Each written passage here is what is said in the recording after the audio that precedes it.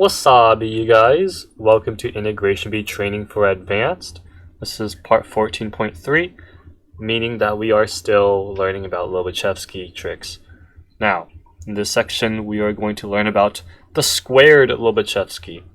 What is the squared Lobachevsky? Squared Lobachevsky, it's exactly what you think it is, right? Instead of sine of x, it's sine square of x over x squared f of x dx. Holy mackerel. And if you notice, if it follows this exact same condition as our first one, is also equal to 0 pi over 2 f of x dx. Okay? Satisfying the same three conditions as our first Lobachevsky case that we did from 14.1, right? What are the three cases? Let's recap. It just has to be integrable or Riemann integrable at 0 pi over 2. So what that means is as long as you can integrate this, you're good to go. Okay? Second, pi minus x is equal to f of x. And then third, it just needs to be an even function. Okay, the function just needs to be even. Okay, and that's it. Alright, cool. So the squared version applies the exact same thing as well. So let's go ahead and do some examples. Alright, so we're getting ourselves into some scarier integrals. Don't be intimidated, right? You're probably hesitating. Cosine square over x squared. What on earth is this? No. We can rearrange. Let's go ahead. Let's see, from 0 to infinity. I see sine square over x squared, so we could probably use the squared Lobachevsky. Now, here we have cosine square over 1 plus sine square. Okay. Well, this is obviously integrable, and we can definitely, what? Is this periodic pi minus x? Does it satisfy that property? Yes, because cosine is being squared, and this is also clearly an even function. So, because of that, we can just dive into Lobachevsky. So we have cosine square over 1 plus sine square. Cool. And now we just have to deal with this. What is this? Oh god, this is actually one of those annoying trig integrals. Unfortunately. So, if you do secant square is not enough. You're gonna have to do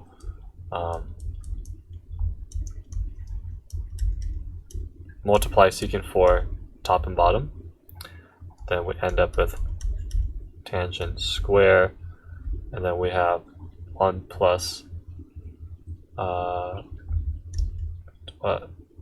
tangent square plus secant square. We get 2 tangent square? Yeah. So in general, you'll end up with this. A partial fractions integral, which is annoying, right? How do we speed solve our way out of this? Use dummy variables, right? So when you use dummy variables, you should end up getting something like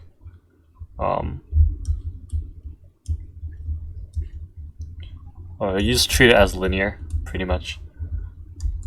So 1 plus 2u squared, let's say 1 over 1 half, should be 2. This is negative 1. Okay? And so this is now equal to inverse tangent. Starting with the positive side here first. There's root 2 inverse tangent of root 2 u minus inverse tangent of u. Right. Only plugging in infinity, we get pi over 2 root 2 minus 1. And that is our answer. Okay? Beautiful. Right. Squared Lobachevsky is super helpful. Again, this partial fractions, we just had to speed bash our way through. Okay. All right, let's do another example. This does not look like a Lobachevsky integral. Right? You're probably thinking, okay, how? Just how? How are we doing this? So if you remember a sneaky trick that we have to do, right? When in doubt, we can force a Lobachevsky integral. So what we're going to do is we're going to do sine square. So times sine square, divide by sine square. And we have sine square tangent x here, dx. Okay? That's an even function. And let's see, is it periodic? Pi minus x, does it satisfy? Yes, it does. The cosine, I'm splitting tangent x as sine over cosine, and the cosine does become negative, but the square outside of sine neutralizes it. So it does satisfy the periodic property. Is it integrable? It's definitely not continuous. I could be wrong though, but I mean, we definitely cannot plug in 0 for sure. But this is definitely Riemann integrable. Okay, it don't look like it, but this is actually Riemann integrable, and we could actually test to see if that is true, right? I mean, it's kind of like a dive. So we're diving in. Is this integrable? Right. So I feel like that's the thing, is just like realistically, if you're given like a very awkward or like a very difficult integral, you know, you test 2 and 3 and let 1 be your last one. Is this Riemann integrable? And you don't know. If you don't know, well, let's find out. Okay? So, how do we solve this? So this is tangent of x. Sine square tangent of x, but we're given cosecant square of x. Oh, wait a minute. Oh, hold on a second. Sine square.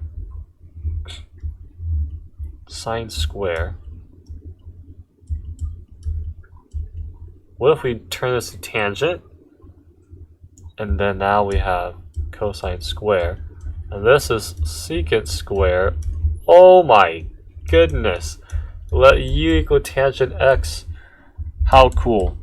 This is secretly, from 0 to infinity, sine square of u square. Holy double Dirichlet integral. So, this is pi over 2. And that is our answer. Okay, this is a sneaky move, right? You're probably, I would be stuck too, not knowing what the heck this is. But then I realized, oh wait, secant square. If I can let u equal tangent x, I can just implement a cosine square here. So that was a tricky move. But not only that was tricky, this was sneaky as well.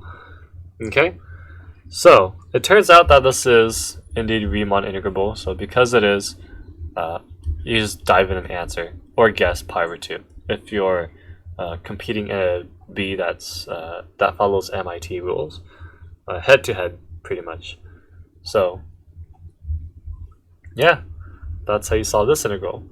Very sneaky, but again, we're getting more comfortable with manipulation for Lobachevsky integrals. Okay. Again, this does not look like a Lobachevsky integral, right? This looks like something out of thin air. But we can force this into a Lobachevsky integral, right? Let's turn this into a Lobachevsky squared, a squared Lobachevsky. Then we have ln of cosine square over sine square dx. Okay. So even function, yes, periodic property, yes. Riemann integrable, let's find out. Okay, so pi over 0, pi over 2. Okay, I don't know if this is integrable, but I'm going to find out right now. Okay, this is just how you dive in.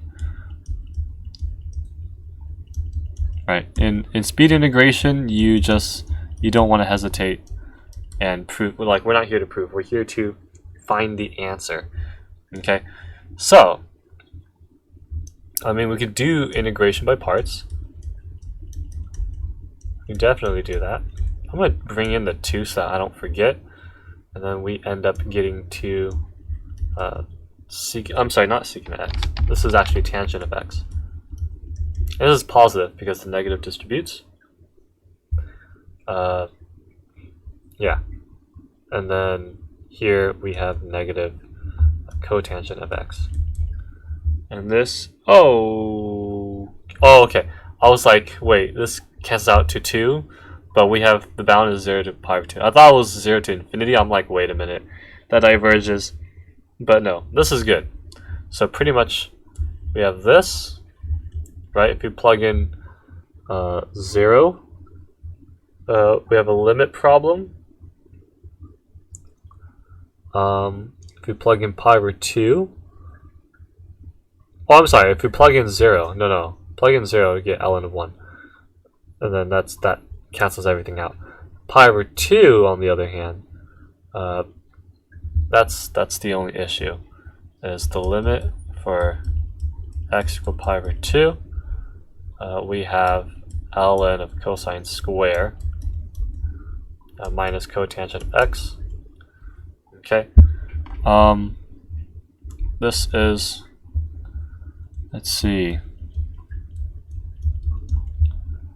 1 over tangent x. This is infinity at the bottom, so this is equal to 0. Cosine pi over 2, however, what am I doing? I'm sorry, this is, we're multiplying. We are multiplying. I'm sorry. What are we doing? We are multiplying. Negative. Okay. So 1 over secant. So this is now secant square infinity over tangent of x. Yeah. Use L'Hopital's rule. This should come out as 0. Okay. All right. So the limit is actually not a big of a deal. Okay. Cool. I kind of I misthought. Okay, so then what we have left is just this. And so our answer is just negative pi. Okay, cool. So again, we're slowly getting used to forcing a Lobachevsky, a squared Lobachevsky as well. And then here we're just diving. We're diving to see if this is Riemann integrable. And it turns out it is. Therefore, we just keep our answer like this. And then, hope for the best. Ooh, a fancy one. What do we do here? Lobachevsky. Let's force it. We have an x squared, so we're going to do a squared Lobachevsky, of course. And then if we do a Lobachevsky, if we do sine square here, we end up getting sine square. Let me actually sine square here. We have there's a lot going on. There's a lot going on. So we're actually gonna sort of simplify this. See, s square c square, and then the rest is like s4 c4. Is that what we have? So this cancels out. You have c squared at the top. Okay, so this is what we have, right? It's clearly even function. Clearly the periodic property satisfies. Is this Riemann integrable? Let's find out. All right. Again, same, forcing a Lobachevsky and then diving in to see if this integrates. So we have cosine square, sine 4 plus cosine 4. We could just add, use Queen's rule, right? So now this becomes a half pi over 2 of dx of sine 4 plus cosine 4. We could simply do secant, multiply top and bottom by secant 4. So secant square t squared plus 1, and then here this is going to be t4 plus 1. Yep. So now, after doing the u substitution, right, this would equal 0 to infinity u squared plus 1 over u4 plus 1. Huh. This looks familiar. What do we do here? Right? If you see a bunch of squares, what do you do? From the intermediate training, we use the square-square technique. 1 plus 1 over u square. And we have, this is u square plus 1 over u square. But we could turn it into something. What do we turn it into? U plus 1 over u or u minus 1 over u? That depends on the derivative here. Because our top is 1 plus 1 over u square, we want u minus 1 over u squared. Okay? And so in that case, we have to do minus 2 plus 2 here. Okay? Awesome. So now this is simply inverse tangent. I'm sorry, 2 root 2, because of that, of inverse tangent of u minus 1 over u over root 2 from 0. I'm sorry, not 0. When we plug in 0, we get negative infinity. We plug infinity, we get infinity. So what we have now is this is equal to oh, I'm sorry, no, we didn't plug in the bounds for we didn't fully u sub, so this does become 0. Okay, then in that case, I don't know why I put a negative there. So in that case, what we have is infinity. Plug in infinity, we get pi over 2. Plug in 0, you get negative infinity, also pi over 2. And so now our answer is pi over 2 root 2. Okay? And I believe that is it. Yeah, that was our last integral. So definitely get comfortable with Lobachevsky tricks. I think that's about almost all Lobachevsky cases that you need to know for advanced integration bee competitions. Okay? Alright, so definitely get comfortable with that. So rewatch this video and try these integrals on your own. And yeah, I hope this helps. Thank you so much for watching, and I'll see you guys in the next part.